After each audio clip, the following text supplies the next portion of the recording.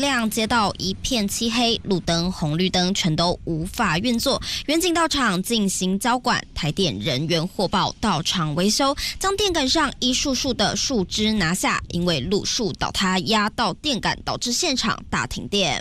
大概刚刚4点左右停电，突然蹦一下就没电了。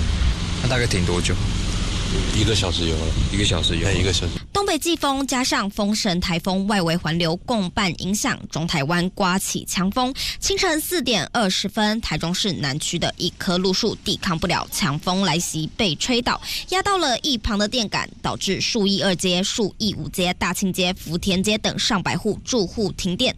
树倒导致停电，附近居民听见巨响也被吓醒，还有人正好要回家，却因为停电被锁在外头，有家归不得。台电人员获报到场紧急维修，在清晨5点11分完成复电。幸好当时路上人车少，并未造成人员伤亡。东森新闻汤以诺、张一元、廖林轩在台中采访报道。